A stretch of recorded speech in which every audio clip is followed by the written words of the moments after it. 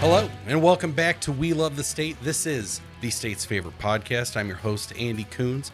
Over here to, this way, my left, is Ben DeYoung. How you doing, Ben? Doing good.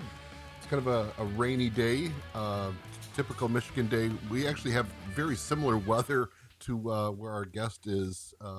It's amazing how much it can change in a drop of a hat when you're surrounded by water. And I'm sure that you've guessed by looking at his background.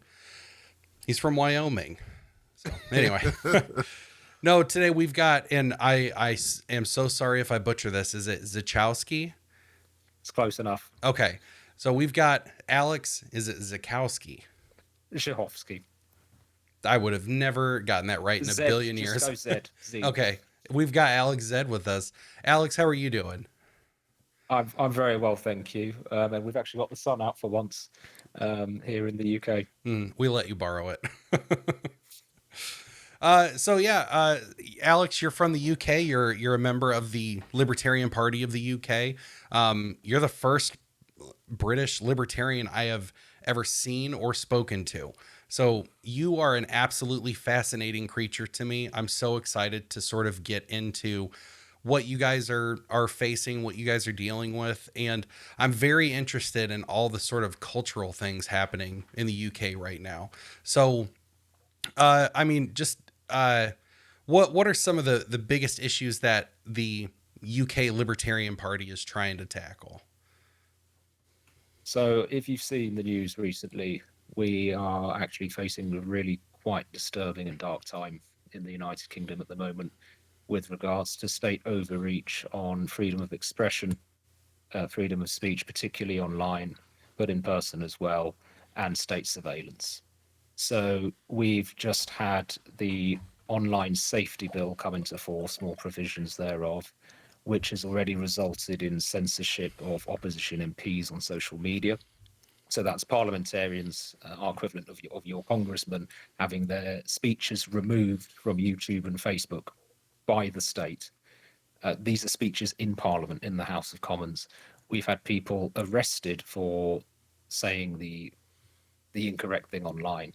You may have heard of the case of Lucy Connolly. Last year, we had some unfortunate riots on the streets. There were disagreements, tensions regarding the level of illegal immigration into the UK.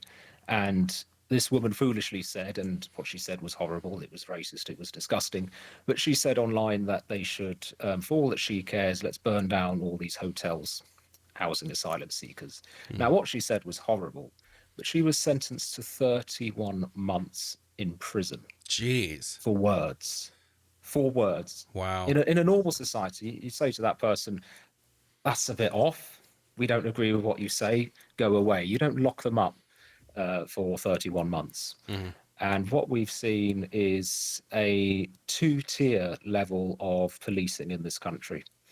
So there was a Labour politician, Labour the governing party, a Labour councillor at a protest gesturing to slit the throats of anti-immigration protesters. That was a more direct call to violence, I would argue, than posting something on X. Pointing at people, making a throat-slitting gesture. That individual was not punished at all, let off by a jury. The other individual sentenced to 31 months in prison. So we have a crackdown of speech, and the other thing that's concerning us is online surveillance and the use of facial recognition technology. They really are building Orwell's 1984 in this country. And at the Libertarian Party of the UK, we're trying to fight back. Wow. I saw your TikTok where it was talking about you had to like upload a picture of your ID to access a website, you know, which is completely antithetical to sort of any idea of what the internet is supposed to be. You know, it's supposed to be people freely connecting and freely communicating with each other and sharing ideas, sharing information. And the fact that you have to go and basically register yourself as an online user, you know, your real identity, and be like, you know, comparing it to Orwell's 1984 is such a perfect descriptor, you know, and it's, you know, I think a lot of people in wherever they come from, they sort of have this idea that where they live, where they are, is pretty, I don't know, pretty common for how it is everywhere else. I live in the United States, and so I'm like, you know what, oh man, I can see things that the United States are doing and being like, that's just like 1984. But then you hear something like what you're talking about, where somebody can make a direct threat of violence towards their political opposition, and it's totally fine. But somebody makes a rude comment, and then that's viewed as hate speech and gets sent to prison for 5 years. That's nuts, man.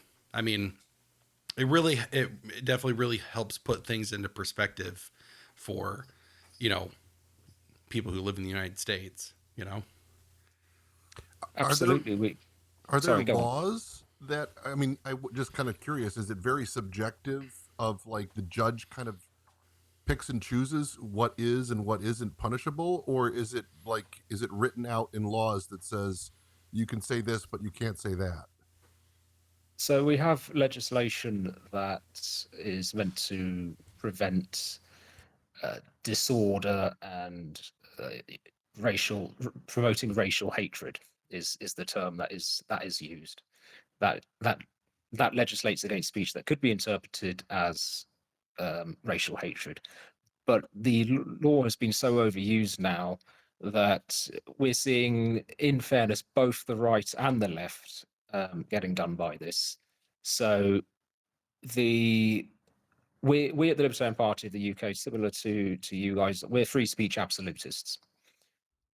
The moment you introduce rules for speech, those rules will change with the government of the day. Speech shouldn't be policed at all. And what we've actually seen is pro-Palestine protesters recently. I don't know if you've heard of. There's a group called Palestine Action, and a few months ago they actually broke into a Royal Air Force base and vandalized military aircraft that are used to assist the Israeli army with surveillance over Gaza. Now, I don't want to get into the whole Israel-Palestine because it's a motive issue. Uh, you know, many people on various sides for various reasons. But what the government passed was a bill labeling this group as a terrorist organization. And anyone who was walking around with a placard saying, I support Palestine Action, is immediately arrested under anti-terror legislation. So we're having now anti-terror legislation used to police speech, in addition to the existing legislation on promoting racial hatred. What's No one should be locked up for this. No, absolutely not. What's the sort of, I don't know if it's a government agency or who's the organization that's sort of in charge of putting these labels over people?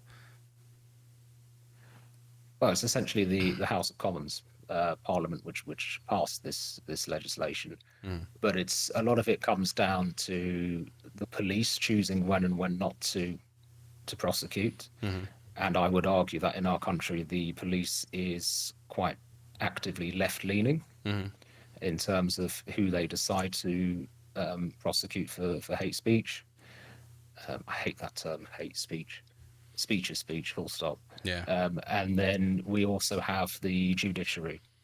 Now, it's a tricky one. Do we want an elected judiciary? How do we make sure that they are impartial, so on and so forth? That's a long and deep debate. But again, as with our police forces, we have a lot of judges in this country whose perception of what could be considered hate speech is a lot more or less generous depending on who's in front of them at the time. Man, for us, it was the FBI that we had parents that were in like PTA boards in schools who would bring up concerns about the kind of books that were in children's libraries in the elementary schools, and not to mention, feel however you want to feel about trans people. I think they have a right to exist and express themselves however they want to. But I do think there's got to be a line whenever it comes to like who's using what bathroom, you know. But there were parents who brought these concerns up in these PTA board meetings, and the FBI, our FBI, labeled them as terrorists, and these are concerned parents, and especially after I don't know if you're familiar with what happened in Loudoun County, Virginia. That just added a lot of fuel to the fire. A girl was sexually assaulted by a trans person who was in the bathroom that they identified with, not with what they were biologically born as. And this girl was sexually assaulted, and there were people who were like, "Hey, we're not doing this," labeled as terrorists, And I think that, especially ever since 9/11, like that word, I feel like that word's just been used as like a buzzword, to try to evoke those feelings of like, oh, terrorist equals bad equals scary. Like we have to hate terrorists, and like, yeah, an actual terrorist is not good, but it's just used as a buzzword now. Absolutely, it's a classic technique that the state uses to clamp down on freedoms. Mm-hmm. So what we've seen recently is, if you're opposed to online surveillance, you're one of two things: you are either a terrorist or you are a paedophile. I believe the American pronunciation is pedophile. Mm-hmm. Anyway, so we've got I don't know if you've heard of Nigel Farage. He's friendly with Trump, the leader of Reform UK. He was attacked by a Labour politician a couple of weeks ago for arguing against online surveillance, and they said, "You are on the side of child predators." So it's either those or it's terrorists. Anyone who values their freedom to speak or to read or to communicate is labelled an enemy of the state. Mm-hmm. And it's sad to see that it's happening with over on your side of the pond as well. Interestingly enough, on the whole transgender bathrooms issue, we actually had earlier this year, the Supreme Court ruled that you cannot use the bathroom that the bathroom of the gender you identify with is actually based on biological sex. Mm-hmm. Has there been any federal ruling on that in the US, or was it still done on a state-by-state basis? I believe that's state by state. I don't think there was ever any federal ruling, but that's one of those things. Like I get that if you're like a trans girl, like you might be in danger of getting hurt, like if you walk into a bathroom full of men. But it's like, who like it sounds really dark and really messed up. But it's like, well, no matter what, there's no like perfectly correct answer to this problem. Somebody's at risk of getting hurt. So who would I rather be at risk? Little girls or adult men? I would rather adult men be in danger. Not to, I don't know, not to be rude, but it's like I pick little girls being safe before, adult men being safe. I don't know it. Not to just kind of violently change topics, but is there any sort of like gun rights movement happening in the UK? That's an interesting one. I want to say worried, but slightly concerned you'd bring it up. Talking about gun rights in the UK is political suicide. Yeah, unfortunately. Mm-hmm. At the Libertarian Party, we are in favour of gun rights, Mm-hmm. but it's not front and centre of our manifesto. It's hidden away in the middle, not because we don't think they're important, but because if you start calling for legalisation of firearms, they are actually legal in certain circumstances, but full legalisation, you wouldn't do very well politically. Yeah. Is it just not in the cultural zeitgeist? Because that's something that we do that really is a privilege in the United States, is that, you can go to our liberal cities and you can still have a conversation with a liberal about guns, and they will concede at some point. Like, okay, you can have a gun to go hunt deer, or you can have a gun specifically for self-defense or something like that. It's very rare that you find somebody that's like, nope, you don't have a right to defend yourself. You don't have a right to hunt your own food. Those are really the small, clinically insane minority, and that's something that's just kind of baked into our culture, that it really is a privilege. And, you know, I've always kind of understood that in the UK, it's just not there like it is here. And it's a much more difficult conversation to have over there. And it is really sad that it's political suicide, because like there's leverage in having a gun and having freedom of speech. Because how do you protect your freedom of speech? Well, if you tell me that I can't say what I want to say, we'll overthrow you guys, you know? And that's, even though, you know, we watched COVID happen and there was no overthrowing of our government when there should have been. I mean, there should have been 100 years ago in 1913, but like, we'll put up with a lot. But like, if you start cracking down on like, hey, you're not allowed to say X, Y, and Z out in public, there's a lot of people in Texas, there's a lot of people in the Appalachian Mountains that would have something to say about that, you know? And so it really is a privilege that's been baked into our culture that I think a lot of people kind of take for granted over here.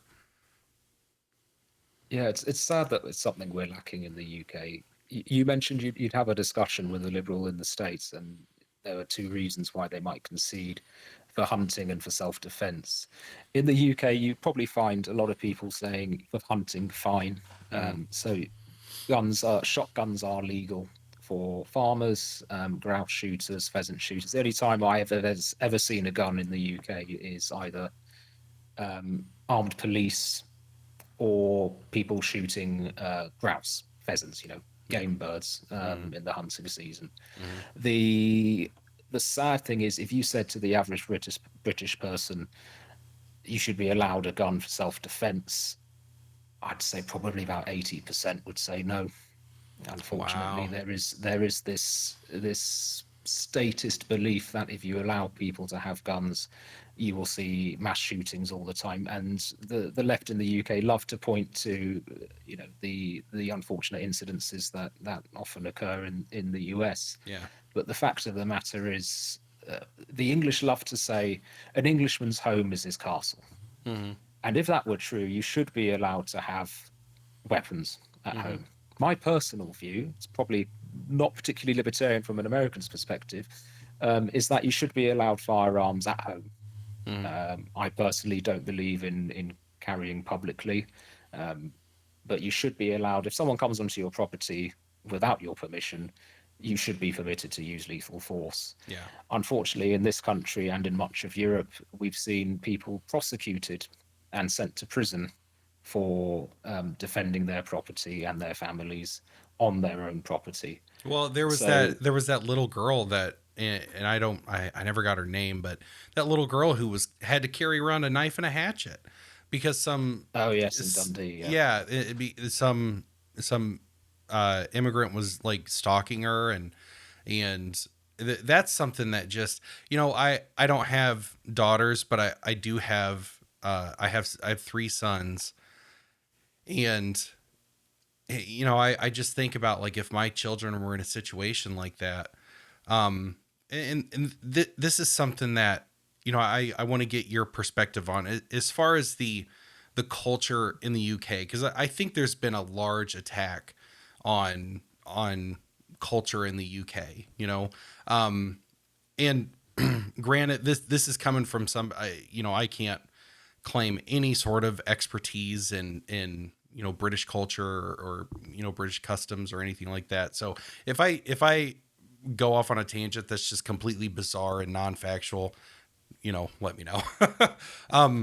But it seems like there's this particular attack against your national identity.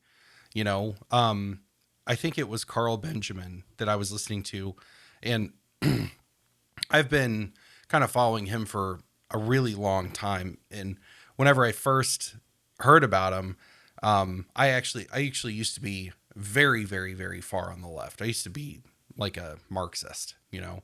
And so that was my first exposure to Carl Benjamin.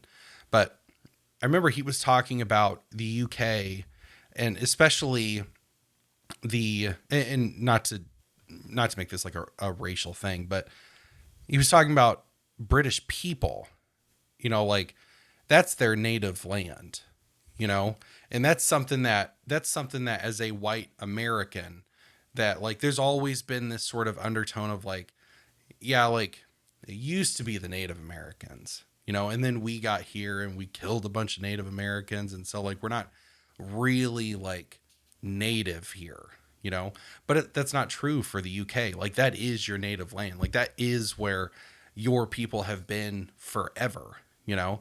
And so, seeing your country just get and it's not just UK, it's all over Europe, but seeing all these countries just flooded with third world immigrants, you know, I feel like that's an attack on your national identity. I mean, do you find that to be the case? Do you think that's off? What do you think about that? So this is a very tricky one. Mm-hmm. Artie's been doing some soul searching on it. I have personally. If I could just start with my view and the view of the Libertarian Party of the United Kingdom is that we reject ethnic nationalism, nativism. We are not going to go along the lines of there is a native group of British people whose existence is under threat. Carl Benjamin says a lot of good things, but I do not consider him to be a libertarian. I consider him to be a nationalist, Yeah. which is a form of collectivism and incompatible, I would argue, with libertarianism. That said, there is certainly an argument that the levels of immigration into the United Kingdom have changed the culture of the country. So the great irony here is I always frame this as individual rights against collective rights. Nationalism in itself is collectivism. Right. However, open borders in the UK has resulted in a mass amount of immigration from countries of a collectivist culture themselves. Mm-hmm. So we have large portions of this country where people are loyal to their tribe, their ethno-linguistic group, their faith, but these same people either haven't heard of or disregard concepts such as the rule of law, Mm-hmm. presumption of innocence, free market, so on and so forth. Yeah. So I was having a conversation on this topic actually the other day with one of our members, and he gave me the following scenario. If we accept that there's a group of people of whom 99% are bad in a sense, so let's say you have a group, it could be a nation or an ethno-linguistic collection of people where 99% of them reject the rule of law, reject democracy, are fanatics of some description or another. Even if 1% of them are not, one is not justified in painting the whole group with the same brush. So in that sense, we cannot restrict migration based on where people come from, because not all people are the same. Right. On the flip side, the result of mass migration from countries such as Pakistan and Eritrea, where, let's be frank, their respect for women, their respect for the rule of law, their respect for religious liberty is objectively much less than in the West. That will obviously have knock-on effects. But I think we need to be careful with this blanket culture war theory, proposed by people like Carl Benjamin. The British people are, well, I see, this is another interesting debate. Are the English an ethnic group? Depends how far you're going back. We since 1066, we're half Norman, we're half French. Before the Anglo-Saxons, we were Celts. Then some of us mixed with the Romans, some of us with the Saxons. The original inhabitants of the British Isles, hunter-gatherer peoples of really ancient times, barely exist anymore. Mm-hmm. Their genes make up about 5% of what's left. So this belief that there is, a core ethnic British identity. I mean, you can look at my surname. You know, none of my grandparents are born in this country, but I consider myself 100% British. Right. We're faced with a very real problem. I'm rambling on here. I haven't got any answers. Is there a cultural threat in terms of, you know, a secular rule of law abiding country taking in large numbers of migrants from countries that don't respect these principles? Yes, there is. Should we go down the line of, you know, nationalism and don't let people in from here and there? No. What is the solution? Well, we actually believe it's quite simple. The vast majority of people who come to the UK for nefarious purposes or who refuse to integrate come because we are a welfare state. Because you can come here and you can be given unemployment benefits, child benefits, and goodness me, I've looked at your system in the States. The generosity provided by socialist governments in Europe to migrants in terms of what they can claim without paying in is obscene.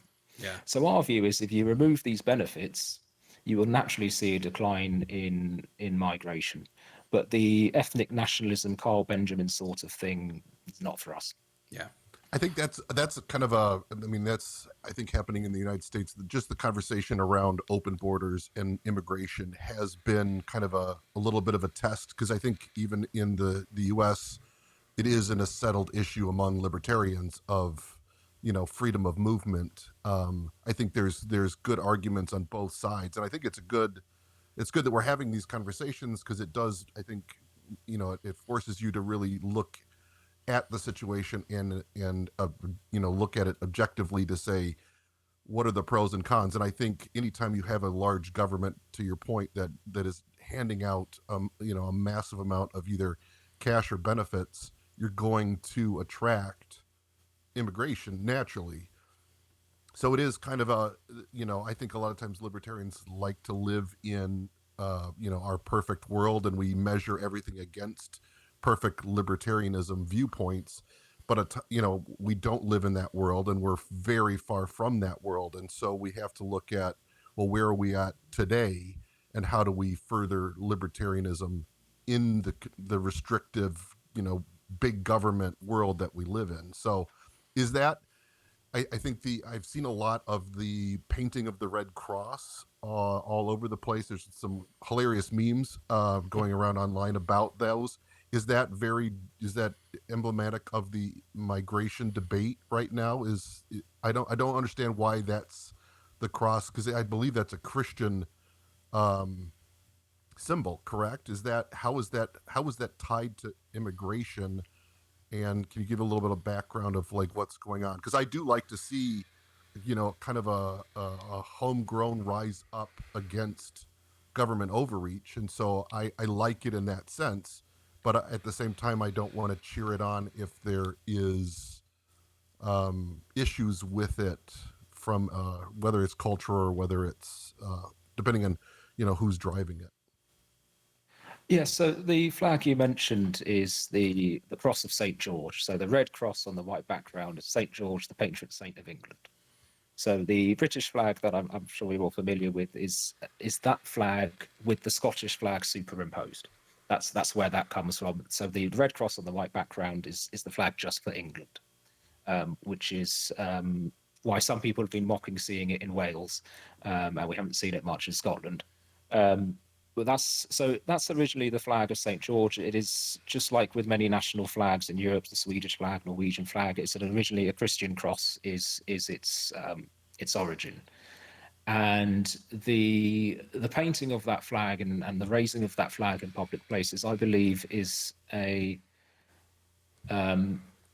sort of cry by a lot of the forgotten, predominantly white working class of this country who feel ignored, who feel like their culture is under threat by mass migration. It is the flag of the country. It is the English flag. And we've seen lots of people on the left saying it's a symbol of far-right nationalism. It's absolute bollocks. Sorry, excuse my French. It is the English flag. If someone finds the flag of the country they live in offensive, then the problem's on them. Part of the reason they've been rolled out is because we've seen many councils up and down the country refusing to take down Palestinian flags, for example. So in Birmingham, the second largest city in England, there's a large, predominantly Pakistani Muslim community, which has been very vocal in support of Palestine, raising Palestinian flags on lampposts and parts and areas of the city. Those flags have in most cases stayed up because the council has said that they fear unrest if they were to take them down. But a lot of these England flags, when they're put up, they're immediately taken down by the powers that be. So just to clarify, as long as, if it's on private property, go for it. Again, putting an England flag on a lamppost, as far as, we're libertarians, go for it. Don't start putting it on people's private property, which I don't think they are at the moment. Yeah. Is it vandalism to paint a roundabout or a zebra crossing with these flags? I mean, technically, legally speaking, I suppose it is. So the painting, maybe we have to draw a distinction between the painting of the flags and the raising of the flags. But the issue here is those are minutiae. The issue here is that we've had loads of people come out in the media and accuse people of raising this flag of being far right.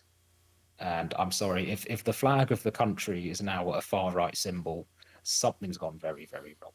Yeah. Yeah. So it is kind of tied into racist. I mean, because I think we had that because Trump was really pushing the American flag and the whole MAGA movement. So there was an identification with the American flag as inherently racist. So I think we've experienced a little bit of that in the U.S., but not to the point. I think it's kind of a rallying cry in the UK right now, which I think it's good because it is pushing back against government.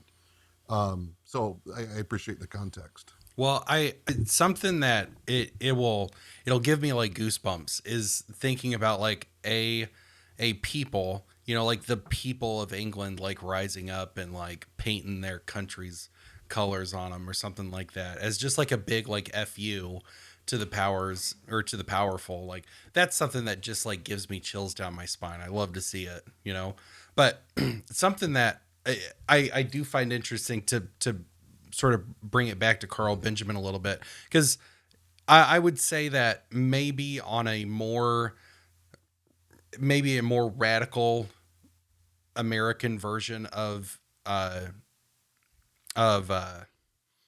Carl Benjamin is Nick Fuentes. He's been gaining a lot of popularity here in the United States, and I think he is a product of that sort of idea of like the American flag is racist, or if you love your country, you're a racist, or like it's weird to be a patriot. It's weird to like love your country. I think he's a product of that, of everything being labeled racist, and this is coming from somebody who like, listen, I used to worship the idea of racism being the worst thing ever conceived by man. There's nothing worse than racism, until you realize that it's thought crime. It's a thought crime, And one of the things that really pulled me out of the left, I will always give credit to Dave Smith for pulling me out of the furthest parts of the left. And I remember I was listening to his show, Part of the Problem, and he said the words, "War is worse than racism." And I remember that just fired off all these alarms in my head. I was like, nope, no, like there's nothing worse than racism. And so I started looking up numbers. I started looking up the number of lynchings that have happened in the United States in the 20th century. And there's about 4,000 or 4,500 people that were lynched. Disgusting, deplorable, unforgivable. And then I looked up the amount of people that have died in war in the 20th century, just in the wars that the United States were involved with. And it's like 250 million people. And that's one of those things that just really puts it into perspective. Like, not only is war worse than racism, but racism in comparison to war, you could almost argue that it's a better thing. Like, it's way better to be racist than to be a warmonger. I would so much rather live next door to like a KKK member than John McCain, especially now since he's dead. But like, like this sort of lie that gets sold, that like the very worst thing a person can be is just somebody who doesn't who has different preferences. You know, instead of everybody being your preference, it might be everybody except one group, or it might be every group except one group that you find preferable, you know. But at the end of the day, it's just this person has preferences, you know. Now, as soon as that gets backed up by action, that's when you can be like, okay, well, that's really bad. If you go out and lynch somebody because they're black or because they're gay or whatever, like, that's horrible, but that's murder. That's not racism. That's not homophobia. That's murder, you know? And I think that Carl Benjamin, in the same way that Nick Fuentes, are sort of a reaction to that. Like, you can call somebody racist in the United States today, and this is the first time this has been true in my entire life. You can call somebody racist in the United States today, and they're just like, cool, whatever, we don't care. That word got so overused and so diluted of any actual real meaning that it doesn't mean anything now. And that's weirdly one of the biggest wins that that the right has had in our country. That's one of the biggest, like the same thing with like sexist. If something is sexist, that word it has been so diluted of any sort of real meaning that it doesn't mean anything anymore. You know, it could be raining on a Thursday, and for whatever reason, that's sexist. Well, then if that's the case, then everything is sexist. And then if everything is sexist, then really nothing is, you know. You really only have to be concerned with the really, really extreme instances of sexism or racism that you ever have to worry about. But like the point that I'm making, I'm sorry, I'm a preacher's kid. I could ramble on about anything for an hour, but I think that the rise of people like Nick Fuentes, who really are these, and with Carl Benjamin to some extent, who really are these mouthpieces to this sort of white identitarian movements. I think these are things that we have to really pay attention to, because the thing about it is they're not going away. You know, I don't think they're going away anytime soon. I don't think we're going to go back to the 90s to where like these were just fringe, tiny, tiny groups of people who were completely irrelevant and had zero political power. Like this white identitarian movement, which is something that like, I've never been like a white identitarian. I've never been somebody who's like, oh, I'm white, I love being white. You know, I've never put much stock into that, but I've seen this sort of sentiment get more and more and more and more popular, and not just with white people in the US. There's black people who love Nick Fuentes, you know?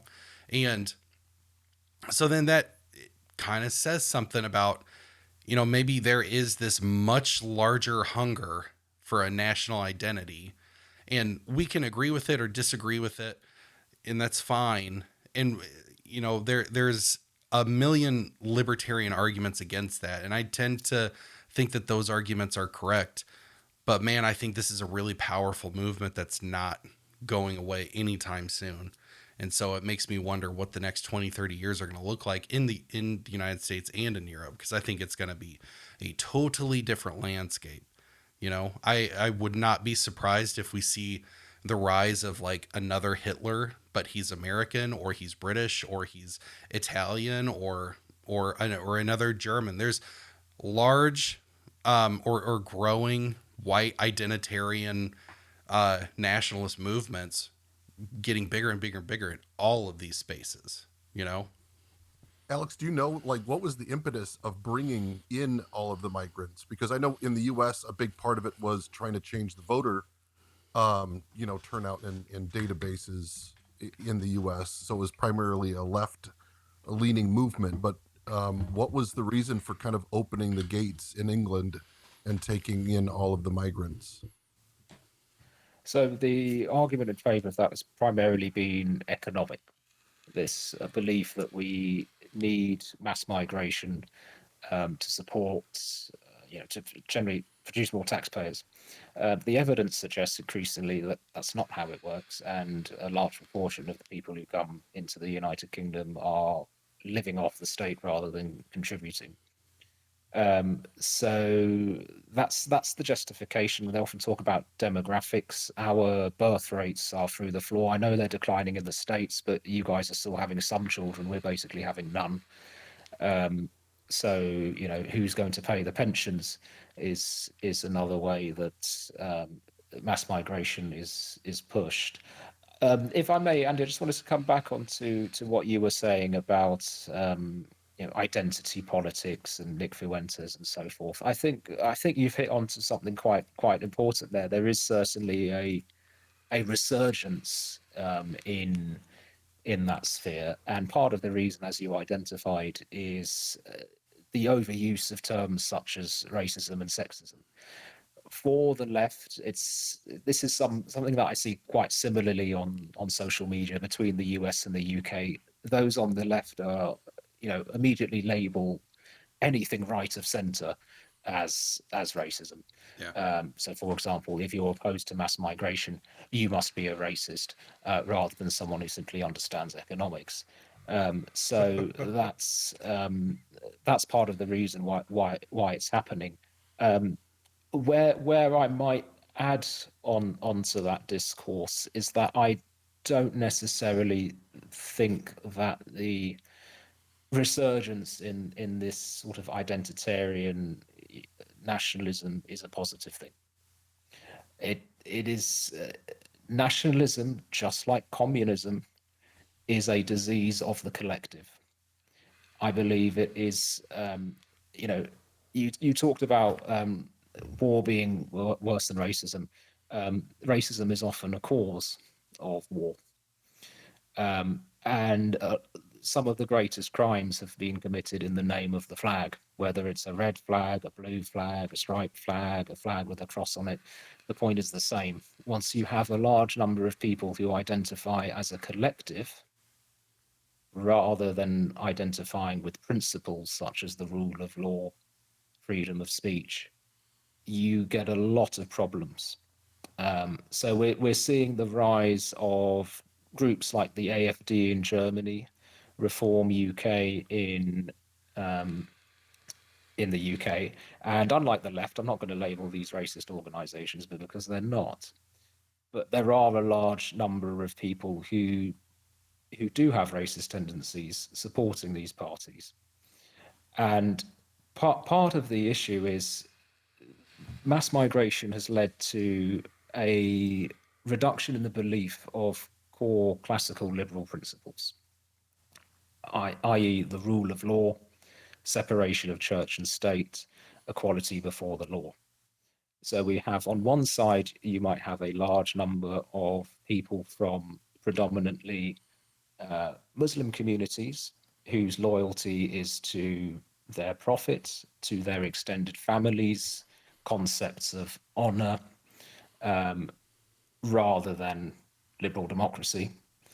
And then we're having the pushback from the right, are responding with their own flags, their own faiths, their own collectivist ideologies. And my view is that libertarianism needs to be loud and proud about individual rights, Right. and rejecting collectivism of whichever flavor. I don't know how familiar you are with. I believe it was it Murray Rothbard that said, or it might have been Ludwig von Mises. One of those two said that racism was like just another form of collectivism, or it was like the lowest form of collectivism, or something like that. You've heard that quote, right, Ben? Yeah. I don't remember who said it, but it was always a good line. Yeah, I mean, I don't necessarily think that these sort of right populist, I don't know if you want to call them uprisings, but these movements happening all over the place. I'm not particularly thrilled about that. You know, Nick Fuentes labels himself a Christian nationalist, and um, I I went back and forth a little bit with the idea of Christian nationalism because I am a Christian. You know, I'm a new Christian, but the thing that scares me uh, beyond anything is the idea that a government would enforce my own beliefs on people. When I'd have to say probably the biggest theme of the entire Bible is the choice that God gives us to be obedient or to follow our own desires, you know. And at the core of, you know, and whether you believe in God or not, I'm just talking about the religion of Christianity. At the very core of the concept of Christianity is God's willingness for you to make your own path, for you to choose for yourself. You know, he gives us free will. That's at the very, very center. You can choose to follow Christ or you can choose to follow yourself. But there's still that choice. It's the biggest theme in the Bible. And the idea that then we would take Christianity and remove that aspect of choice seems almost blasphemous to me, you know? And that's something that I I'm not a particular fan of any of these movements, but the thing I think we all need to consider is that I think that because of the policies, the left wing policies that we've all kind of been subjected to over the past century, and you know I don't know about the policies in the UK, but definitely the policies that we've had in the United States since the introduction of the Federal Reserve, our central bank. It's like, of course, it's going to end in something like this. Of course, it's going to end in this crazy right wing populist movement where we're gonna stop being nice about what I say we. I just mean like anyway. You know, we're gonna stop being nice about what we want, and we're gonna start making demands. You know, we're gonna stop asking that uh, books that give instructions on how to give a blowjob are removed from elementary school libraries. Eventually, it's going to get to the point where if you don't get that book out of there, we're going to set the school on fire, you know, or we're going to bring out all your teachers and ask them why they have this book there, you know, that's sort of like what I'm worried is going to happen. I think with, and I'm sorry, I'm sort of going in a million different directions, but something that I think that I've come to understand about Donald Trump and what he really is, and I don't think that people on the left understand this, and I don't even think that people on the right understand this. But Donald Trump, he is a Democrat from the 90s. He's not a Republican. He ran as a Republican, but all of his policies, like, you would have seen Bill Clinton talk about the same stuff back in like 1995, you know? And so but he's touted as this ultra right wing, like the next Hitler, you know, and which is insane. You know, the dude's not a racist. The dude doesn't hate women. Dude actually really likes women. But he I think what I've come to realize about him is that he was I think this right wing movement in America has been growing for a long time. And I think they finally got to the point where maybe subconsciously they realized that, you know what, we're going to give the left one last chance before we burn all this stuff to the ground. And Donald Trump is going to be that last chance. We're going to get a 90s Democrat who at least is talking directly to us, you know, who says that he's going to get rid of all these corrupt people, even though he didn't, who said he was going to stop all these foreign wars, even though he didn't. And we're going to elect him into power as one final olive branch to the sort of to the deep state, to the larger agencies in our government, like to the power structure in the United States. He's the last olive branch that we're going to give, because if he fails, which he has, then we're going to burn everything down. So I mean, if you want to call it a prediction, but the way that I just kind of see this going, and I think that kind of explains the rise of Nick Fuentes in our country, because he is very, very popular now. Is the olive branch failed? The next step is, all right, we're going to do it by force, you know? Yeah, when you push people into a corner, they will naturally respond as such, and that's what we're seeing across the Western world. When people are increasingly, have labels thrown at them, their speech restricted, they're naturally going to want to rise up, and we'll see, increased popularity for people like this. I think you're absolutely correct. I'm interested. I'm glad you brought up Trump, because I know he's a love-hate figure amongst the Libertarian Party in the US. I don't want to get onto divisions within your party, but you guys make us look unified. I was gonna ask. I really wanted to ask. Like, do you guys have the same "you're not a real libertarian" sort of sickness that we do in our party? Oh, all the time we have big Okay, good. disagreements. That means that you are a All real the time. libertarian. You can't be a real libertarian unless somebody tells you you're not. Exactly. Yeah. So just out of interest, gentlemen. So Andy and Ben, would you describe Trump as libertarian? I'm genuinely on the fence. I'm just interested to see what you both think. I think that he did have somewhat of an appeal whenever he came and spoke at the Libertarian National Convention in DC. I think there was an appeal that he had to certain libertarians, but I think what we've learned over the past 7-8 months of him being in office is that it was all just talk. He said he was going to end the Ukraine-Russia war, and the Ukraine-Russia war, I really don't care about the relationship between Ukraine and Russia. It doesn't affect me. But one of these guys has nukes, and we were, and especially during Biden's presidency, we were just poking and poking and poking and poking. And I'm like, I don't think you should be poking the guy that has nukes and said that he'll use nukes, because now it's like, okay, you could be dooming us all to a really fiery death, and so I think him sort of talking on those points, he really likes to lean into the anti-war stuff until the rubber actually hits the road, and it's like, okay, well, do you want to end this war? And then he goes, it's the best war, like he hasn't ended one single war. He gave Joe Biden, like dementia-ridden, can't remember his own name, Joe frickin' Biden, like he gave him such a huge win, even though it was done in a disastrous way. But like, he ended the war in Afghanistan, the longest war in United States history.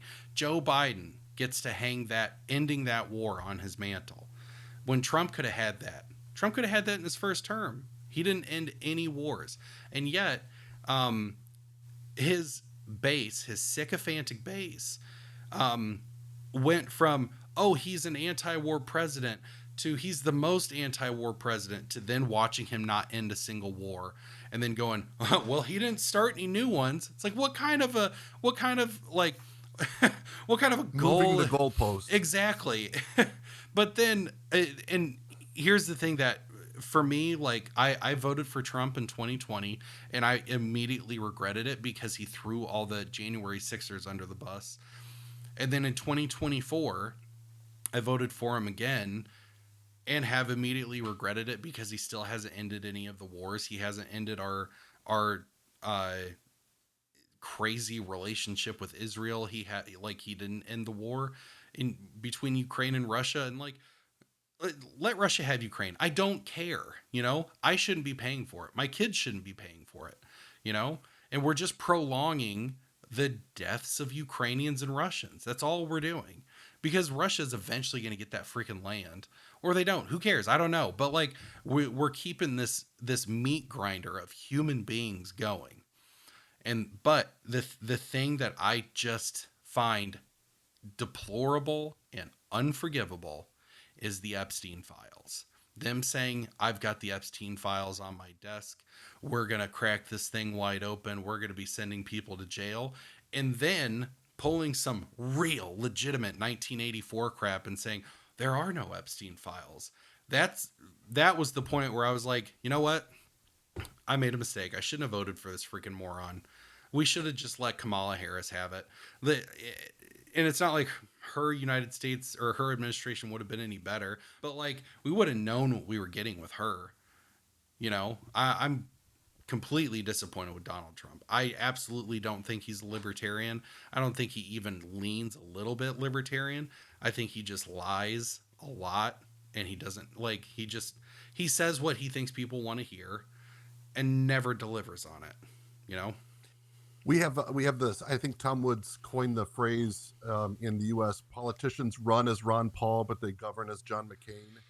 And I think that was that's a good that line. was that was the appeal of Trump, because I think he did say a lot of libertarian light when he talked about, I want the dying to stop. I mean, that was something he said multiple times with the Russian-Ukraine war, and we're like, yes, we want the dying to stop.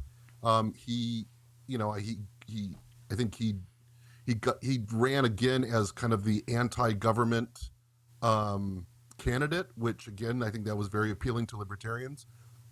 There's a lot of anarchists in the Libertarian Party, and so the whole idea of Trump being the Molotov cocktail, of just being a wrecking ball and really turning the government on its head. And I think that's probably the best thing that comes out of a Trump candidate and presidency is he goes off script. And I think that's where the state, the apparatus, the deep state, whatever you want to call it, that's, I think, their biggest fear with somebody like Trump, not how he's going to govern, not the choices he's going to make.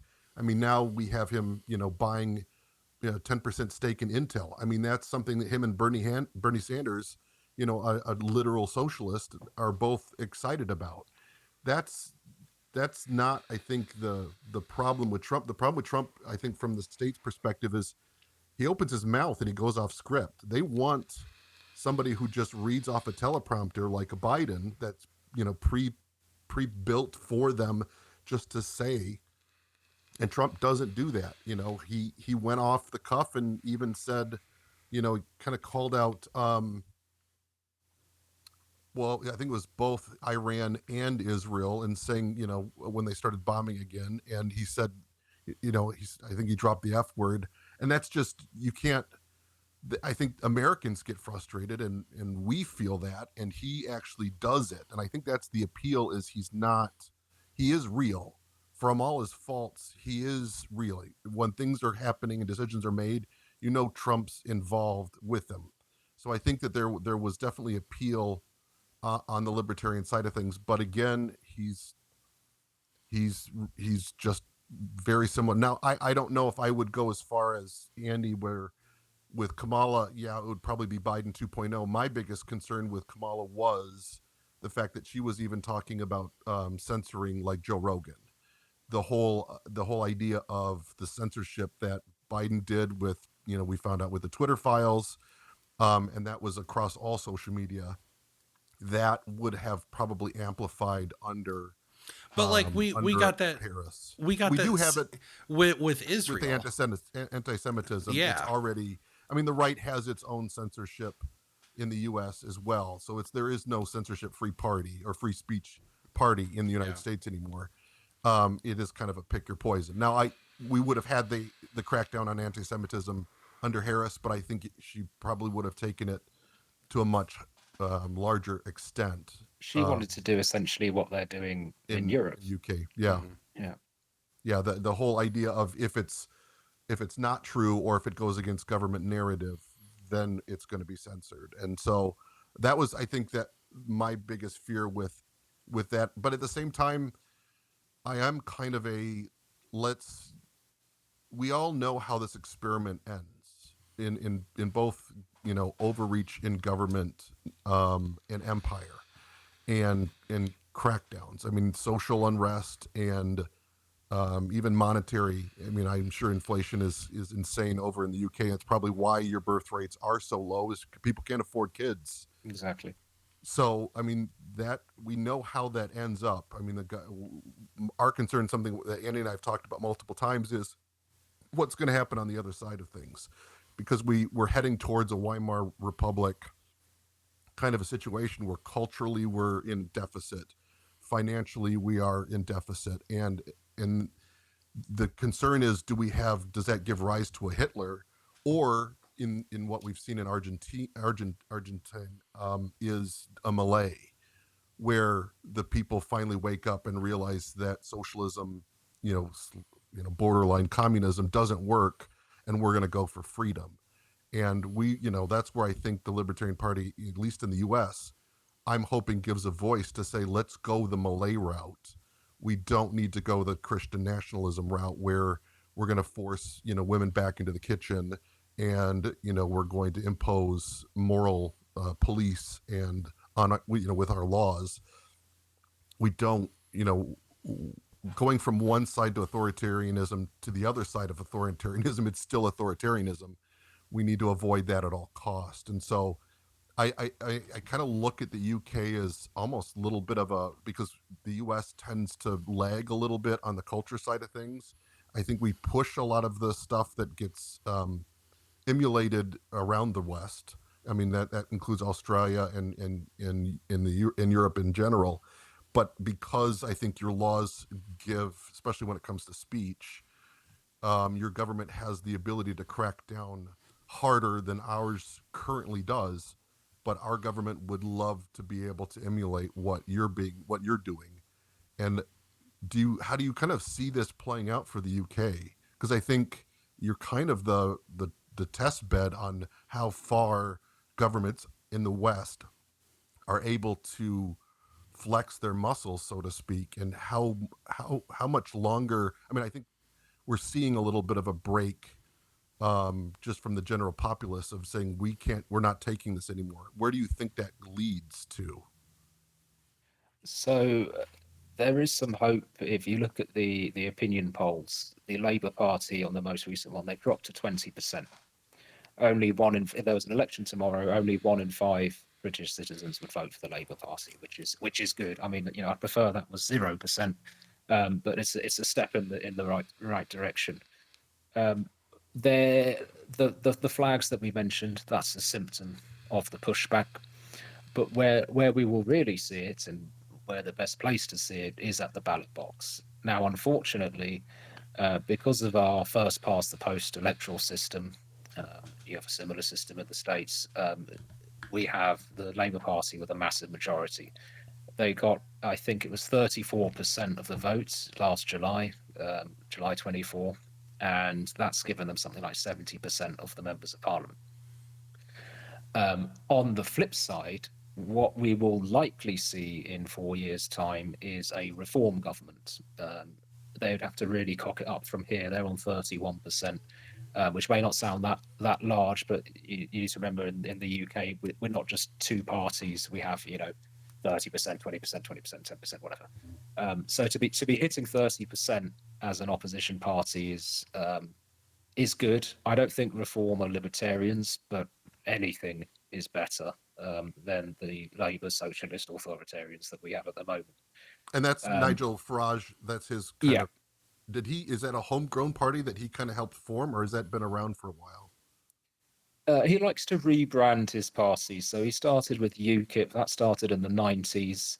They were a minor party up until sort of 2000 and when was it, 2007-ish, when they got a few MPs. Then the Brexit Party, and then after Brexit, they now became the Reform Party. It's essentially a continuation of right of centre, relatively free markets, reduce immigration sort of vibes.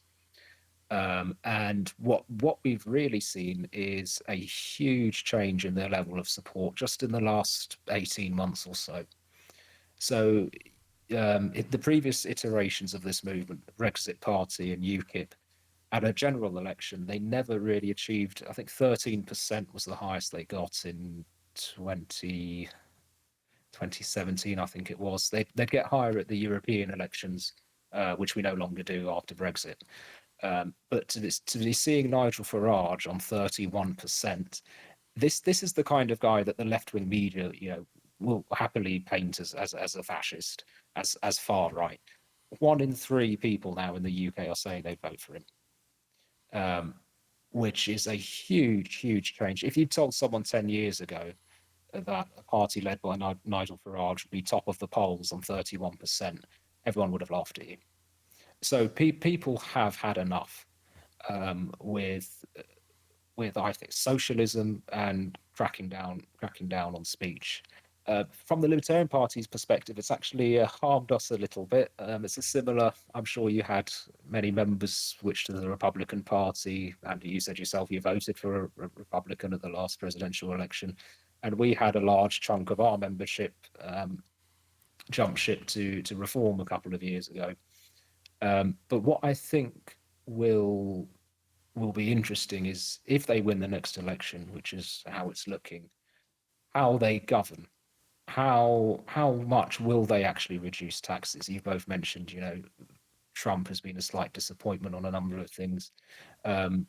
Will they use the apparatus of the surveillance state for nefarious purposes? Will they dismantle it? Or will Nigel Farage happily have facial recognition cameras on every street corner because now instead of policing protests, they can police illegal migrants? It will be interesting to see, but we're definitely seeing a pushback. So, I hope you see it in the States as well with the resurgence in the Libertarian Party, because you've got the Democrats who hate freedom of speech. To put someone like Kamala Harris as the presidential candidate in the States, it is utterly stupid. I don't know how they think they could have won. Maybe they thought the whole country was little bits of New York or Vermont. It's a bit more than that. I've been to the States, anyway, the point is, I hope you see a similar pushback. And naturally speaking, those in favour of free speech and free market must lean towards the Libertarian Party in the States, because the Democrats hate speech and the Republicans are, tariffs and buying bits of Intel, which I'm not complaining about because the share price went up. But that's my piece. Well, I've got one final question for you, and this is arguably going to be the most important question of this entire conversation. But gun to your head, or hatchet and knife to your head because you're in the UK. If you had to choose between the Beatles, the Stones, or Pink Floyd, who are you choosing? And there's only one correct answer. It has to be the Beatles. Hey Jude, I'm a football fan. Yeah, soccer, as you say. I would Football Club. I would choose. It's our anthem. I would choose the Beatles over the Stones, but I have such a deep love for Pink Floyd. Huge Pink Floyd fan. But anyway, Alex, thank you so much for joining us. This was a fantastic conversation, and I would love to have a lot more of them with you, buddy. It was great to get your perspective. It's great to see that libertarianism exists outside of the United States, and I know that's a super in the bubble kind of thing to say. But it's great to see that this ideology is alive and well in other parts of the world. And, the more that we can do to help people kind of look at things through a libertarian lens, then the freer and more prosperous our world is going to get. So thank you so much for coming on. Is there anything else that you wanted to ask, Ben, or is there anything else that you wanted to bring up, Alex? I just wanted to ask the both of you and your viewers, first of all, say thank you very much for having me. And please keep raising the issue of what's happening in the UK with your fellow Americans. I know you're seeing it on X, you're seeing it on various social media. They really are coming for our rights like a bat out of hell at the moment. Mm-hmm. And please just keep talking about it, keep raising it, because you don't want to go down this line. Right. Yeah.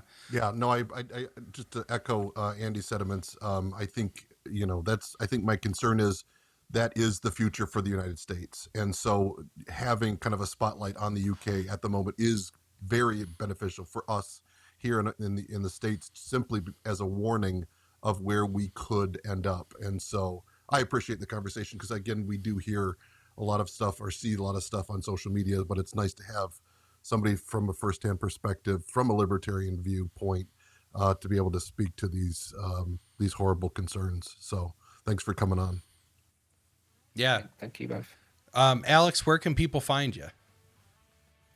So the Libertarian Party UK, just pop us into Google. We're active on Facebook. We're active on X, TikTok, and Instagram. The website needs a bit of tweaking at the moment. It's a bit out of date, but we're working on that. So yeah, X, Facebook, Instagram, TikTok, Libertarian Party UK. All right. Alex, thank you so much for coming on. It was a pleasure, and I hope you have a great day, man. Thank you, you too. All right. We'll see y'all next time. Peace out.